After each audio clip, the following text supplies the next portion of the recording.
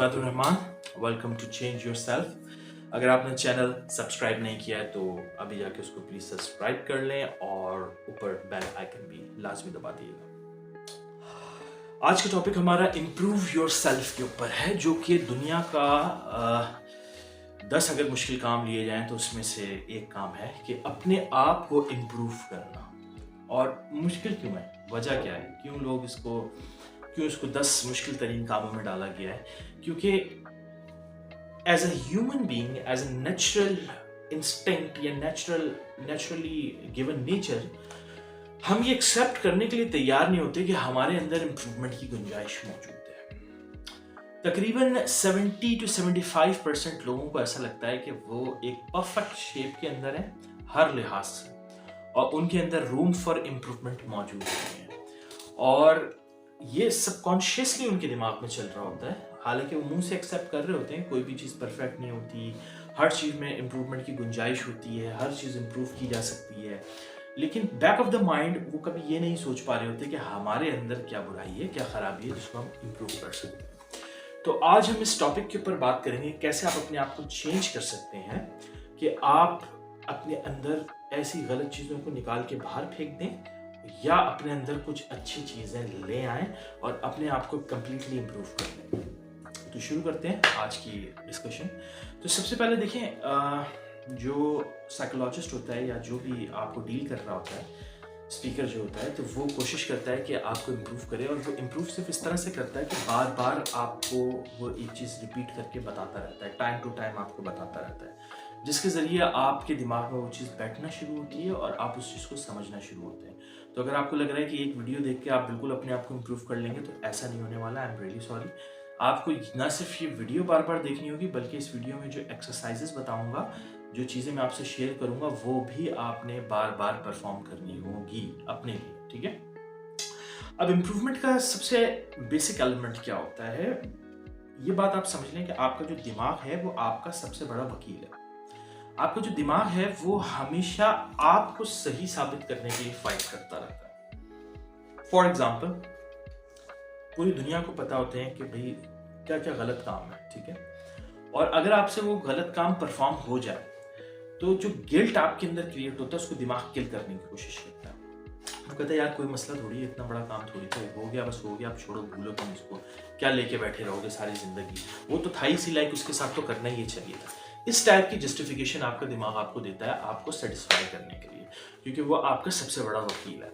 तो सबसे पहले आपने ये सोच लेना है कि जब आप अपने आप को इम्प्रूव करने जा रहे हैं तो आपकी फाइट किसी और के साथ नहीं है, किसी दुनिया के बंदे के साथ, किसी इंसान के साथ आपका कंपटीशन नहीं है, आपका अपने दिमाग के साथ फाइट है। क्योंकि जब आप अपने आप को इम्प्रूव करने जाएंगे तो आपका दिमाग आपसे फाइट करेगा, अब क्या जरूरत है भाई, तुम बेहतरीन हो, you are the best personality in the world, you have the best nature, you have the best skill set, कोई मसले की बात ही नहीं है यार, ये तो सब दुनिया गलत है जो तुम्हें चांस नहीं दे पा रही, तुम्हें अपॉर्चुनिटी नहीं दे पा रही, तुम बिल्कुल परफेक्ट हो। इसीलिए इंसान लेजी हो जाता है और इसीलिए इंसान आगे नहीं बढ़ पाता है। ये one of the biggest cause है कि आपको अपने दिमाग से फाइट करनी होती है हर दफ़ा अपने आप को इम्प्रूव करने के लिए या अपग्रेड करने के लिए।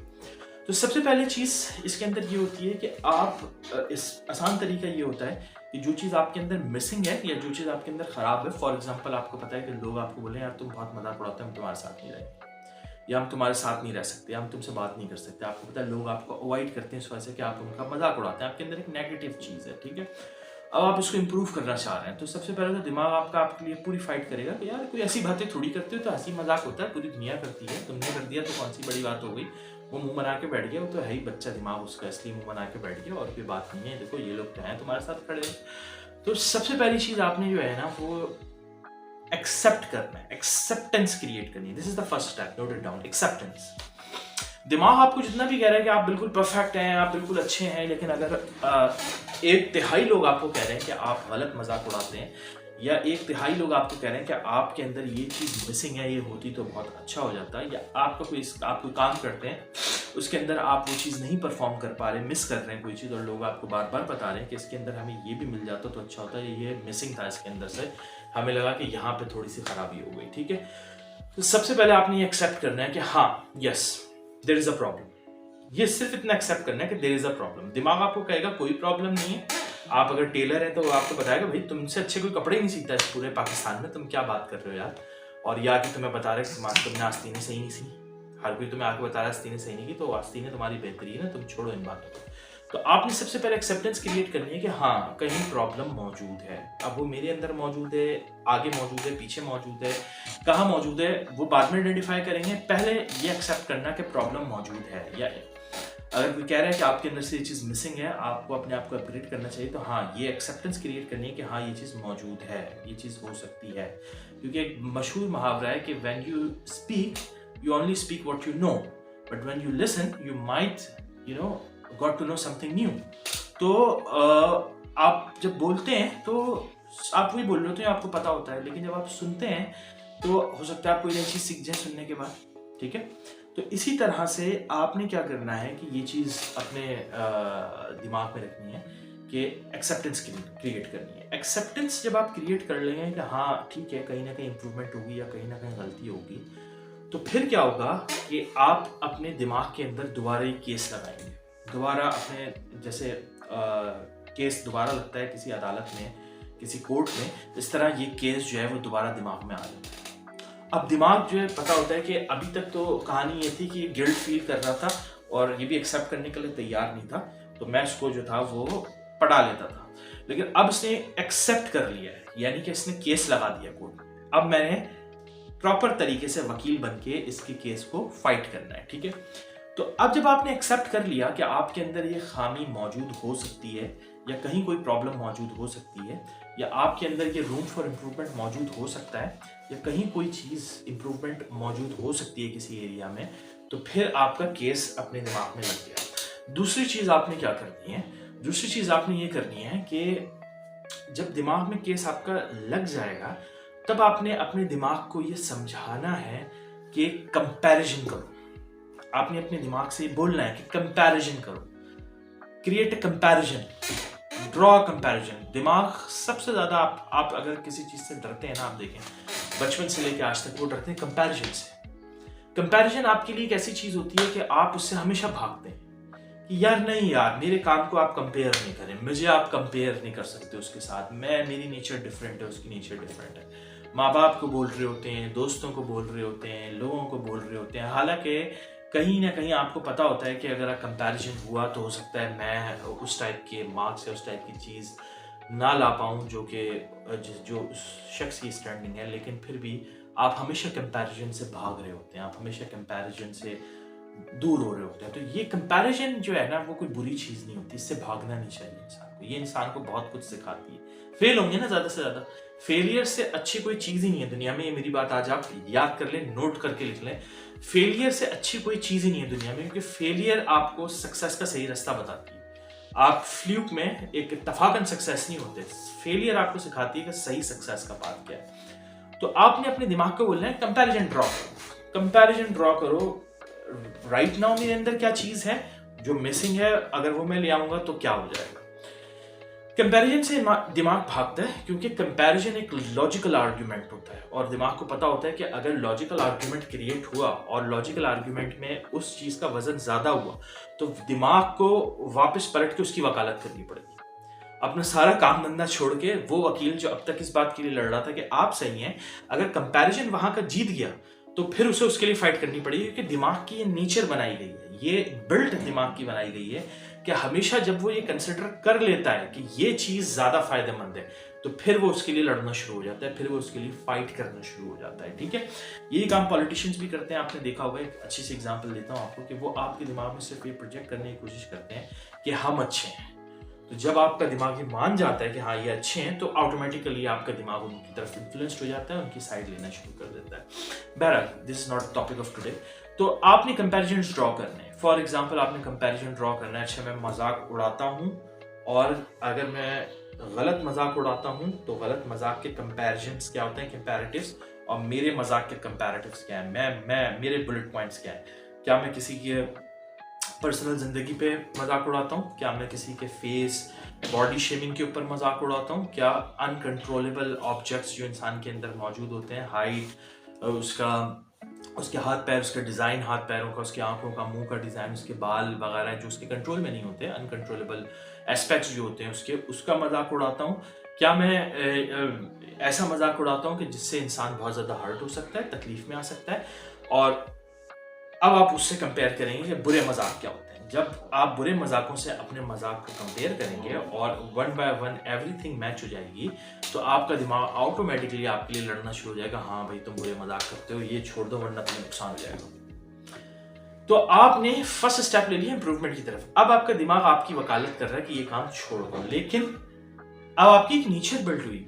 अब एक होती है मेमोरी, जिसे हम कहते हैं क्या नाम है, मेमोरी पैटर्न्स, यानी कि इसमें इंसान जो है वो अपने कंट्रोल में नहीं होता, कुछ काम वो अपनी मेमोरी के हिसाब से कर रहा होता है और वो उसी तरह परफॉर्म करता है। जैसे फॉर एग्जांपल अगर एक गेम आप खेलते हैं, एक मिसाल दे रहा हूँ जो आपको इजीली समझ में आ जाएगी, या एक डेली का काम आप करते हैं जिसमें आपको 4 बटन दबाने होते हैं, A B C D A B C D A B C D, इस तरह करके आपने वो 4 बटन दबाने होते हैं। अचानक से क्या होता है कि आप ये काम कर रहे हैं 5 साल से 4 साल से, अचानक से एक नई मशीन आपके पास आ जाती है जिसमें बटन्स जो हैं वो हैं A, B के बाद C है, फिर B है और फिर D है।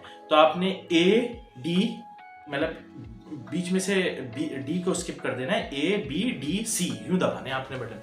अब आपको जितना भी सिखा दिया जाए, जितना भी ट्रेन कर दिया जाए आपको, लेकिन जब आप उस पर प्रैक्टिसली आप उसके ऊपर जाएंगे और परफॉर्म करना शुरू करेंगे, तब भी उसके अंदर कई अरसे तक आप मिस्टेक करते रहेंगे, क्योंकि आपकी मेमोरी पैटर्न ये बना हुआ है A B C D A B C D। तो अब आपका दिमाग लड़ रहा है कि ये गलत साबित हो चुका है और तुम, ये वाली बात सही साबित हो चुकी है, तुम्हें अपने आप को इम्प्रूव करना है, तुम्हें अपने अंदर चीज़ लानी है। फॉर एग्जाम्पल आपने कंपेयर किया कि अभी मैं क्या बना कर देता हूँ और लोग क्या डिमांड कर रहे हैं, वो अगर मैं बना कर दूंगा तो मेरे और उनमें ज़्यादा बेनिफिशियल चीज़ कौन सी है, और दिमाग को समझ में आ गया कि वो चीज़ ज़्यादा बेनिफिशियल है, दिमाग उसकी तरफ कन्वेंस हो गया। अब यहाँ पे मेमोरी और आपका अपना लर्निंग प्रोसेस शुरू हो गया, ठीक है।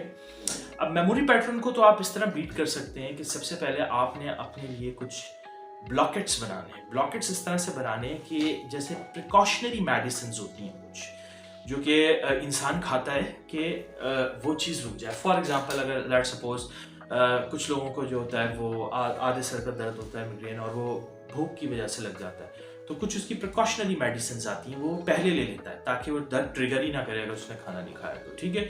इसी तरह से और बहुत ज़्यादा प्रिवेंटिव मेडिसिन होती हैं, जैसे मे बी ब्लड प्रेशर की हो, मे बी बुखार की हो, और बहुत सारी इस टाइप की प्रिवेंटिव मेडिकेशन होती है। बहुत ज़्यादा वर्कआउट हो क्या है, आपको पता है बॉडी आज आपकी बहुत ज़्यादा दुखेगी, तो आपने पहले ही कोई ऐसी दवा खा ली जो कि जो है आपको उस दर्द से आराम दिला दे। तो ये प्रिवेंटिव मेजर्स होते हैं जो आप उस काम के शुरू होने से पहले परफॉर्म कर रहे होते हो।